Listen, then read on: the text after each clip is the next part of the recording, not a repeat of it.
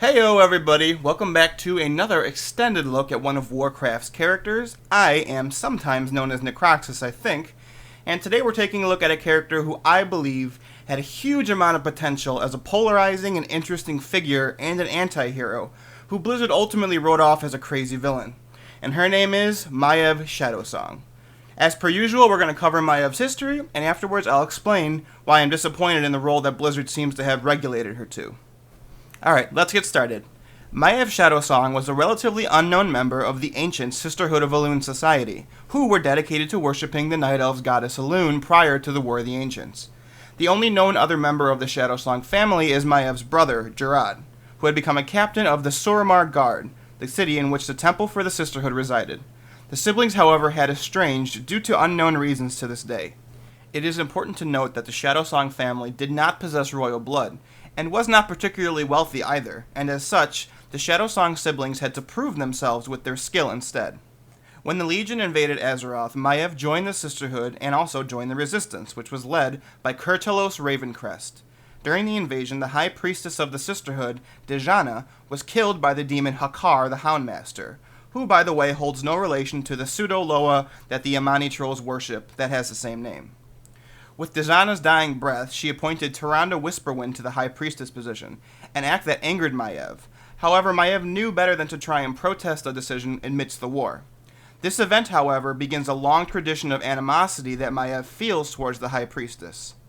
As the war reaches its apex, Tyrande led a failed commando group into Azshara's capital, and was eventually captured.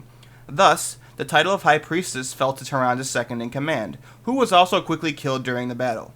And finally, Maiev ultimately becomes the interim High Priestess by default because no leaders are left, and this leads to her and her brother reuniting. Commander Ravencrest of the Resistance would later be killed by Azshara's second-in-command, a man by the name of Captain Verothen, and thus Ravencrest's subordinate, a man named Desdel Stareye, becomes the leader of the Resistance. Unlike Ravencrest, however, Stareye was a controversial leader. He was deeply xenophobic and actively refused help from some of the non-Night Elven forces who wished to join up and fight against the Legion, such as the Tauren, Earthen, and the Furbolgs. He also refused the council of Crassus and Ronan, the latter of which was thrown back in time through a rift. Maiev, who was now leading the priestesses, urged her brother, who had become Stareye's second-in-command, to do something about their racist leader, but Jarad refused. Stareye, however, would pay for his incompetence with his life during a failed push against the Legion, and soon Jarad Shadowsong himself became the leader of the Resistance, albeit with reluctance. The Shadowsong siblings, one leading the religious arm and one leading the military arm of the Resistance, quickly began turning the tide in battle. Ultimately, Tyrande Whisperwind was rescued by Illidan Stormrage, and Maiev reluctantly relinquished the leadership position back to her. And in the end, the Legion was defeated by Malfurion Stormrage reversing the Well of Eternity's energies and collapsing the portal and the well into itself. And after the conclusion of the war and the sundering that followed, Illidan Stormrage was caught creating a second Well of Eternity on Mount Hyjal, and during the attempted apprehension of him, he had killed several of Jarad's guards, and even putting Jarad himself into a coma for a short time. However, in the end, Illidan was still arrested by Malfurion, and Maiev moved to execute him, thinking that Jarad had died. Tyrande, however, stopped her, and informed her that her brother was still alive. Jarad, who had come out of the coma and was still technically the leader of the Resistance, and thus the leader of all of the Night Elves that were left, allowed Malfurion to decide Illidan's fate. Malfurion finally decided that Illidan, if he was left free, would continue on his path, and it was one that Malfurion felt would lead the world to ruin a second time. And as such, with the help of the Night Elf's demigod Cenarius, Malfurion imprisoned his brother deep within a large underground barrow den. Illidan would never see the light of day again, they thought, and would be chained there for the rest of his life. Even though she deeply respected the Archdruid, Maiev saw his actions regarding Illidan as overly merciful. Thus, she offered to watch over Illidan's prison, after deciding that Illidan's actions in attacking his fellow Night Elves was the final straw. The remaining Night Elves did not trust Illidan in the slightest, as he had chosen to serve Sargeras, even though he later fruitlessly tried to convince them that he was doing so just to gain enough power to then stop them. Malfurion, realizing Illidan's level of power, asked Maiev to find other volunteers as well to help her watch over Illidan. Maiev would then go to the Sisterhood of Elune and form a group called the Watchers, who would eventually go on to become Illidan's jailers. But the Watchers would go on to become more than just Illidan's jailers. They would eventually become the marshals of all Night Elven society. Maiev led the Watchers under the rank of Warden, which was a title she also gave to several other Night Elves under her command who had proved themselves. As time went on, Gerard grew increasingly disenchanted with Night Elven society, citing Malfurion's concern for nature over his own people, and thus the commander one day disappeared with his lover and future wife. Maiev grieved that Gerard hadn't told her he was leaving or where he was going, and soon she saw the Watchers as her only family in the seclusion guarding Illidan's prison. During the Long Vigil, which was the sleeping of Malfurion and his druids from after the War of the Ancients until the beginning of the Third War, Maiev and her Watchers remained in Illidan's burrow den. However, as time went on, the Watchers began expanding their duties to include capturing and imprisoning dangerous criminals, often causing certain members of the Watchers to leave the burrow den in search of their prey for an amount of time. Shortly before the beginning of the Third War, Maiev had left the burrow den doing a similar task, and returned to find her worst fear realized. A large number of her Watchers were murdered, and Illidan had been set free. Maiev immediately set out to investigate, and soon came to a terrible conclusion. Tyrande Whisperwind and her sentinels invaded the burrow den, killed the Watchers, and freed Illidan herself. This happened because during their quest to reawaken the Druids to help fight against the Legion, Tyrande and Malfurion came across the burrow den that housed Illidan, and neither of them had realized what the place was until they were deep underground. Defiantly going against Malfurion's command to not free Illidan, the High Priestess set the betrayer loose once more, hoping he would aid them against the demons. Maiev largely ignored the Third War in favor of tracking down Illidan. Eventually she discovered that during his battles against the Legion, Illidan had consumed the skull of Gul'dan and became a demon himself. This set off a fury in Maiev's heart, and she gathered all of the remaining Watchers she had left in order to hunt him down. And even after Archimonde's death and the Legion's defeat, Maiev still chased Illidan, who had fled after Malfurion banished him from the Night Elven lands for consuming the skull of Gul'dan. Illidan, in an effort to both outrun and outgun Maiev, stayed one step ahead of her by recruiting several demons, including the Satyrs, to his side and sending them to stop Maiev and her Watchers. To her credit, though, the Warden remained at his heels, due to both her skills and the highly trained skills of her forces. Maiev and her lieutenant Naisha tracked Illidan down to a small port town on the northern coast of Ajara called Nendis.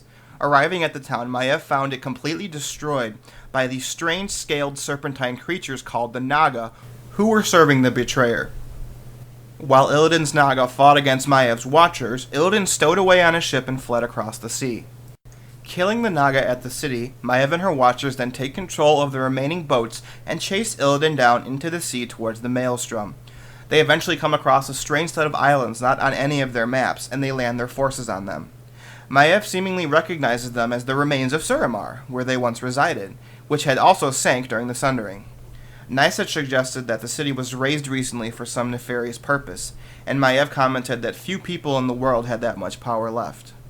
Maiev would soon learn the answer of who had such power, however, as she met an elderly orc on the island who recounted the story of Gul'dan, who razed the islands nearly 20 years ago in search of a powerful artifact that the warlock learned from reading Maiev, who was the last guardian's mind.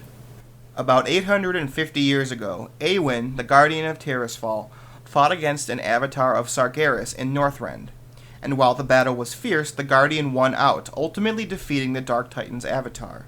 Unbeknownst to Awen, however, this was part of Sargeras' plan, as his spirit then went from the avatar into her body, where it would lay dormant until she gave birth to Maiev. After the avatar's defeat, Awen took the avatar's body and sent it deep under the sea, into the tomb of a Night Elven building in Suramar that had been blasted under the sea during the Sundering. Moments before Maiv's death at the end of the First War, Gul'dan then pierced his mind and learned of the tomb's location, as this information was what Gul'dan was initially promised by Maiev in exchange for opening the Dark Portal. And during the middle half of the Second War, Gul'dan utterly abandoned the Horde's efforts in order to search for the power that remained in the Avatar's fallen body. Maiev then realized that this power is what Illidan himself sought, and hastened her efforts to get to him before he entered the tomb. She and her Watchers battled through Illidan's Naga and then eventually chased him into the tomb itself. While inside, Maiev found the runes from Gul'dan that documented his journey through searching the tomb for Sargeras' power. More specifically, an artifact called the Eye of Sargeras, which was a gem that Sargeras himself was rumored to once have channeled his demonic magics through. In the end, however, Gul'dan and his forces were torn apart by crazed demons that had gathered due to the energies of the place. The Warden and her watchers also encounter the leader of the Naga while within the tomb, the sea witch named Lady Vashj. Vashj revealed the chilling truth that the Naga, and she herself, were once Queen Azshara's chosen night elves, the Highborn. She tells Maiev that when the Well of Eternity exploded at the culmination of the War of the Ancients, the magics of the well transformed them into the serpentine creatures. Driving Vashj off, Maiev and her forces delve deeper into the tomb until they finally encounter Illidan himself, who had already claimed the Eye of Sargeras. Illidan tells Maiev that trapping her in this tomb was a fitting payback, and began using the eye to collapse the entire building. Maiev was able to use her own short-range teleportation magic to escape, but Naisha and a majority of what Watchers were left were doomed to die in the sinking tomb. Having escaped and returned to her base camp, Maiev said that their only chance for survival would be to contact Malfurion Stormrage to inform him of what his brother was doing. Sending a runner through the Naga's forces, the messenger eventually reaches Malfurion and Tyrande. Tyrande expresses desire to lead the force to save Maiev herself, as seeing it was her who set Illidan free. But Malfurion told her that he would join her as well. Reaching the Broken Isles, the High Priestess and the Archdruid arrive at Maiev's base, and immediately Tyrande and Maiev begin butting heads. Maiev claims that Tyrande deserves to be locked away like Illidan was, because of both freeing him as well as killing her Watchers, and Tyrande responds by saying Maiev has no right to question her and that she thought she was doing what was best at the time. Before they come to blows, however, Malfurion stops them, reminding the two of them that they were kind of in the middle of a battlefield. The Night Elf and the Naga forces come to blows, with Maiev, Malfurion, and Tyrande's forces winning out, but not before the Stormrage brothers meet once more along with Tyrande. The High Priestess told the betrayer that she should never have freed him, and Malfurion expresses his regret at simply banishing Illidan at the end of the Third War instead of imprisoning him again. Illidan simply responds by saying the two of them still do not understand him, and that their enemies are his, and he flees while his Naga are killed. Chasing Illidan across the sea again to Silverpine Forest and Lordaeron, Malfurion is disgusted with the corruption of the land because of the Scourge, and he leaves the two of them to commune with the nature spirits. Tyrande and Malfurion encounter Prince Kael'thas Sunstrider and his Blood Elves, and he recounts the struggles his people had transporting their dead across the Scourged lands. Tyrande agrees to help his people across the forest, much to Maiev's disagreement, in exchange for him helping find them Illidan, which Maiev agrees to. Reaching a town on the edge of Silverpine, Maiev, Tyrande, and Kael'thas encounter a large force of undead. Instructing Maiev and Kael'thas and his forces to cross the bridge, Tyrande calls upon Nelune's fury to smite the undead. The bridge she's standing on, however, is not able to withstand such power, and collapses, sweeping the High Priestess down the river. Stopping Kael'thas from going to search for Tyrande, Maiev says that this could be their last chance to catch Illidan, and that Tyrande was prepared to make the necessary sacrifice if needed.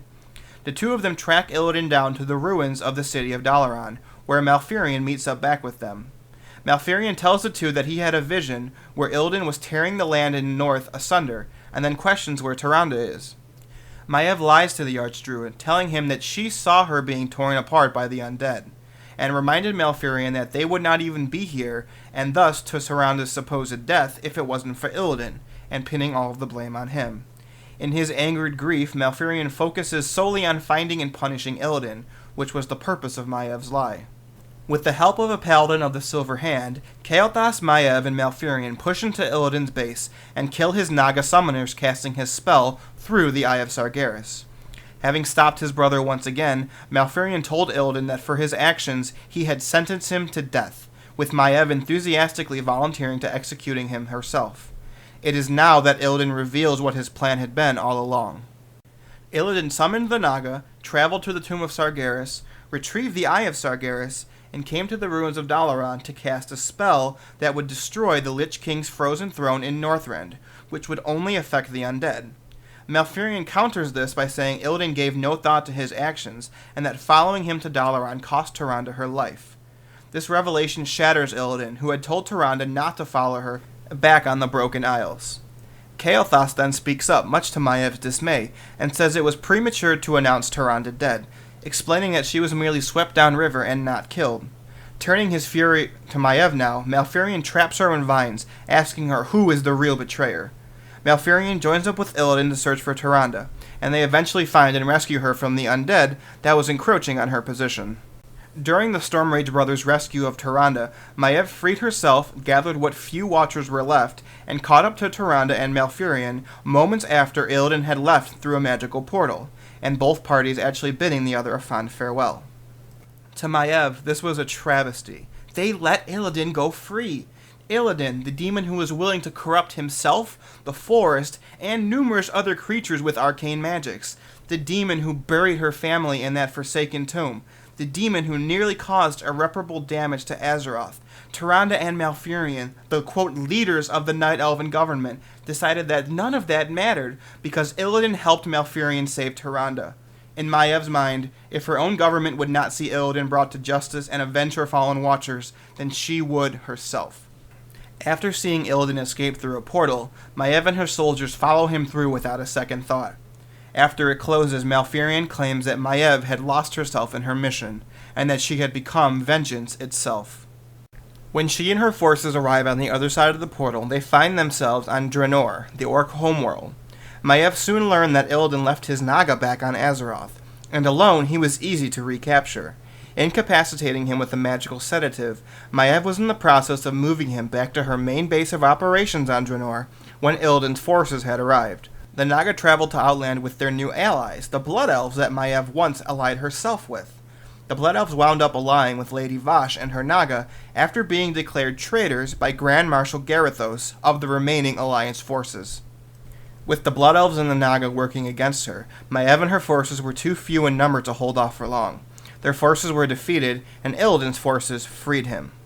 For over 5 years, Maiev's fate was unknown until the Dark Portal reopened. With both the Alliance and the Horde traveling to Draenor for their own reasons, it was discovered that Maiev was imprisoned in Shadowmoon Valley by Illidan's forces. She was held in the Warden's Cage and guarded by a tribe of broken Draenei called the Ash-Tongue Deathsworn, and their leader, Akama. What Illidan was unaware of, however, was that Akama was secretly biding his time until he could overthrow the betrayer himself, seeing him no better than the demon Magtheridon that once ruled Draenor. Akama promised Maiev that he would free her during the battle against Illidan, hoping that she would join his coup.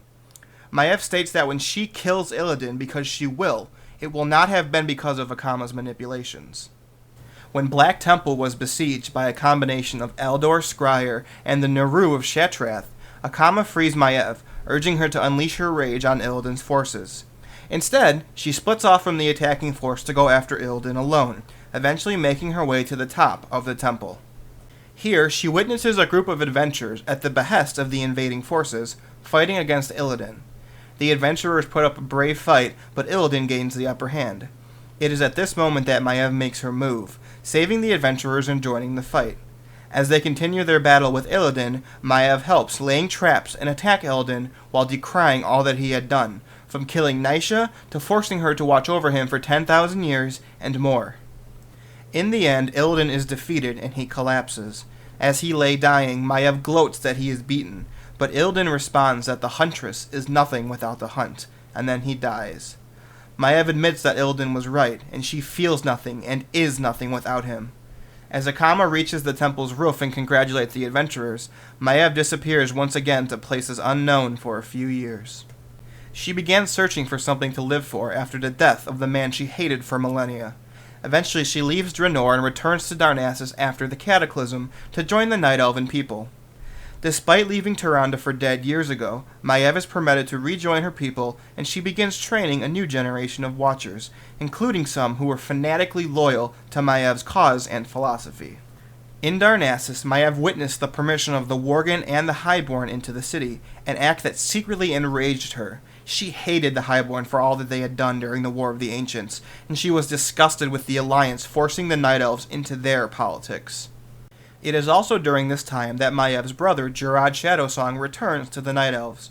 Maiev learns that Maiev left because he wanted a simple life with his wife, away from Night Elven politics, and she saw his abandonment of position as the leader after the War of the Ancients as shameful and forsaking duty to his people.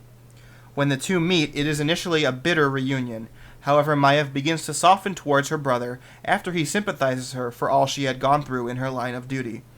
She finally admits that she still feels proud of Gerard, and secretly admits to herself that she could probably manipulate him for her own needs.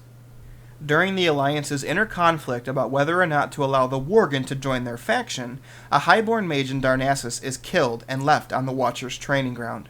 Maiev offers her services to Tyrande and Malfurion to investigate the matter and bring the murder to justice, which they both agree to. This, however, was revealed to be part of Maiev's plan, as she was the one who killed the Highborn. Her agenda was to kill the Highborn's leader, and later the rest of those who had come back to Darnassus, and finally culminate in giving Malfurion a slow, painful death. To Maiev, Malfurion was guilty of the same arrogance that his brother was. She cited his refusal to have Teldrassil properly blessed, which, if was done, would have restored the Night Elves' immortality. She also faulted him for forgiving the Highborn and allowing them back into Night Elven society. At this point, Maiev had become a megalomaniac who believes she is the only one who can exact what she believes is justice on those that she believes is guilty. It is likely that her duty and seclusion of guarding Illidan's prison for a millennia, along with the torture she experienced as Illidan's prisoner, had driven her mad. Maiev began killing more Highborn, and the Night Elf Magi began believing that Darnassus was complicit in the murders of their groups, so they began investigating on their own. Maiev had also successfully captured Malfurion and was planning on killing him slowly as she had planned. But before doing so, she was to meet with the Highborn and their leader, Mordant Evershade. The Highborn believed they were simply meeting with the Night Elves investigator, but she and some of her watchers had set traps to kill the Highborn en masse. While Maiev was going to meet the Highborn, her brother Gerard had discovered what was truly occurring, and he went and freed Malfurion. The two of them then rushed to the meeting location, arriving slightly after Maiev's traps had been set off. An arcane trap burned Mordant Evershade's apprentice to death, but the majority of the Highborn, including Mordant, were saved by the arrival of Gerard and the Archdruid. Finally, amidst the battle between the Highborn, Malfurion, Gerard, Maiev, and her watchers, Maiev and her brother met in battle, but he was unable to kill his own sister, and Maiev flees.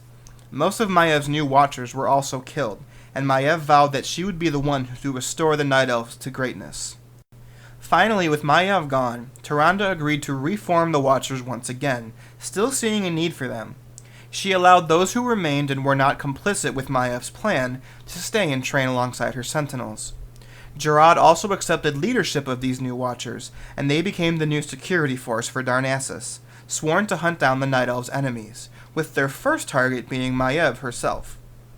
During the upcoming conflict with Deathwing, the new Watcher Order can be seen in Mount Hyjal, at first guarding Fandral Staghelm's prison, and later participating in the push into the Firelands to stop Ragnaros.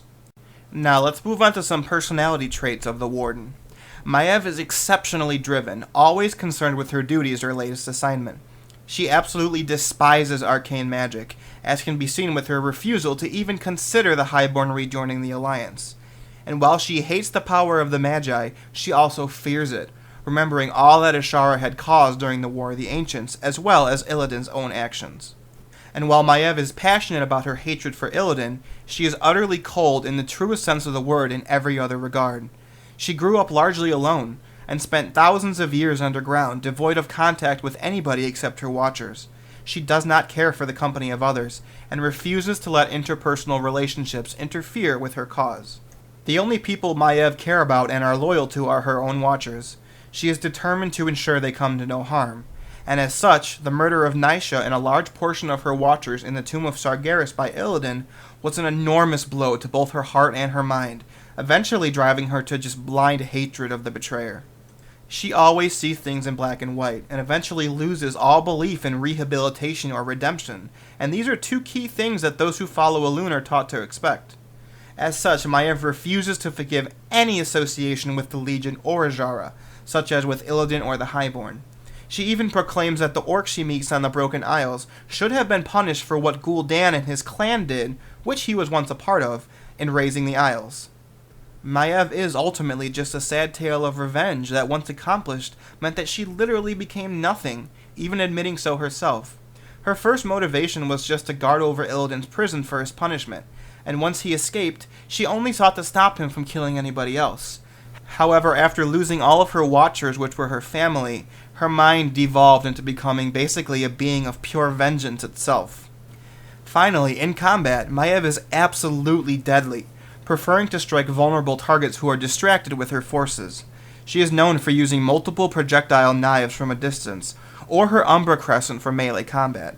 She also uses her own form of teleportation to move in and out of combat depending on the need, and is also a masterful tactician.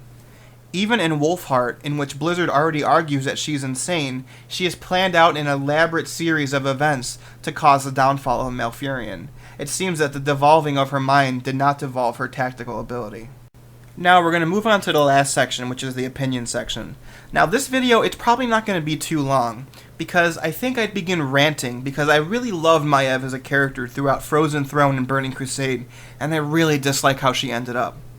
I feel as I'm beginning to understand a recurring issue I'm having with villains in this game's lore. I just really can't stand the way that Maiev was written in Wolfheart, which was her actual last canonical appearance. The story essentially ends with Maiev becoming totally batshit insane and running away in a very Team Rocket-esque manner. And I'm not really sure if this was intentional or not, but Illidan and Maiev share a key similarity. Both of them were anti-heroes that Blizzard eventually decided just to make into villains with the excuse of insanity. And both, oddly enough, do so in the line of thinking that they themselves are acting in the best interest of their race. Maiev initially started out as a character that truly cared for her people, but simply disagreed with how Malfurion and Tyrande operated the government.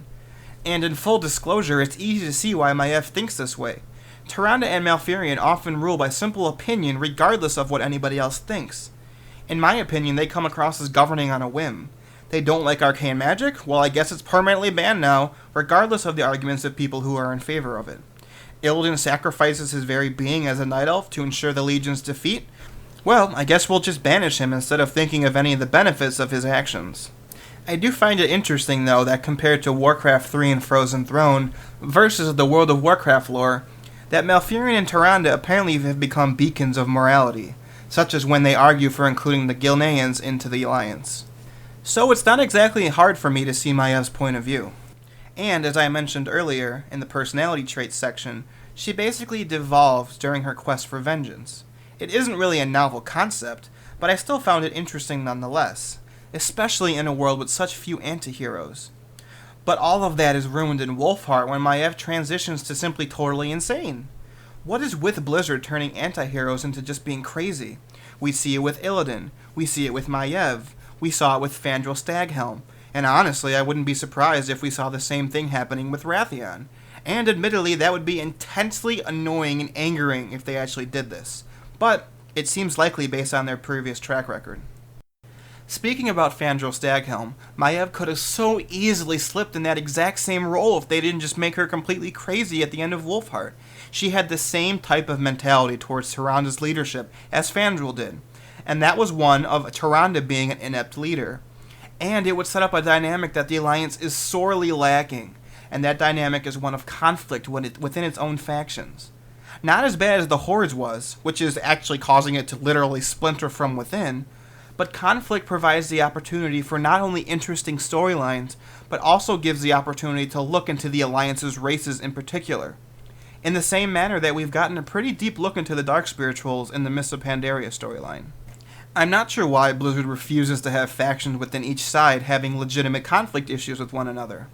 The Horde at least had Sylvanas doing her own thing, although that seems to have fallen silently lately too.